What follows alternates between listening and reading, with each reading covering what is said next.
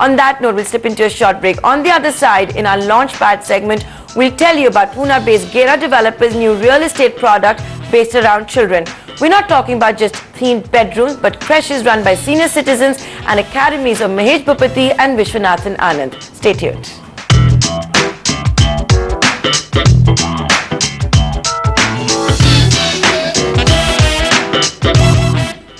Welcome back. You're watching Prime Property. This week in our Launchpad segment, we put the spotlight on Pune-based Gera developers' new ChildCentric homes.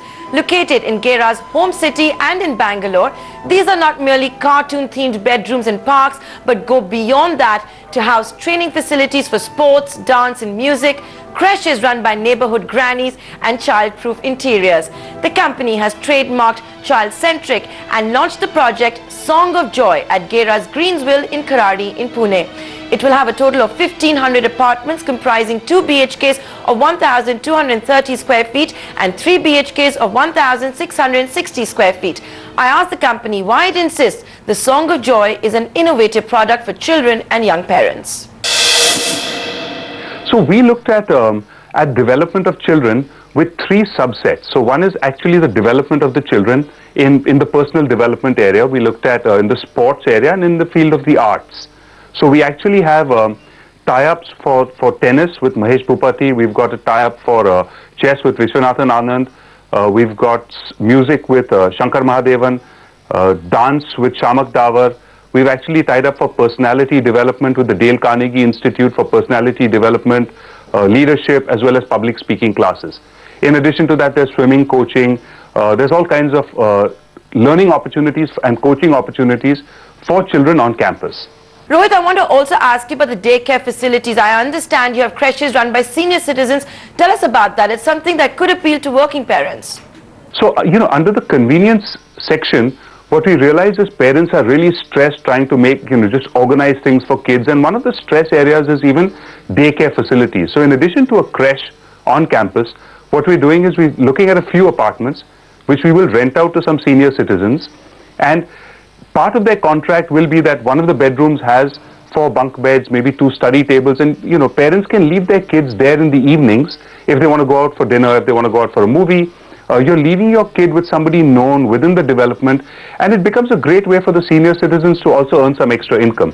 So it really is a win-win-win for the parents, for the children, and the senior citizens. Okay, Rohit, I have to concede that is an innovative concept, even though you're pretty much institutionalizing the practice of parents leaving their kids in the care of other adults in housing societies. Now let's get down to pricing. What's the pricing in Pune? So prices of these are in the region of 6,000 rupees a square foot as far as Pune is concerned. There are questions which people have to say that, look, is this at a premium to the market? What we tell them is, look, the infrastructure costs that we provide are very high. Shamak, Mahesh Bhupati, all these people need high quality infrastructure. We've provided that. And we've actually found parents see value in terms of their savings, in terms of travel costs, transport costs. And therefore, they're not too fussed about the premium that, the slight premium of about 8% that we're looking at charging for the product. So for this product, you are charging a premium for all the facilities and infrastructure on offer. These academies are an important sales pitch for you. So I'm sure the use of these academies and facilities has not been built into the price you just mentioned. So, all the young parents looking to buy, how much more do they need to factor in? Yes, so that's a great question. The way we're doing this is there is a usage fee, but initially for every child, we're doing about 12 separate programs of approximately 2 months each, which is free, which is provided by us.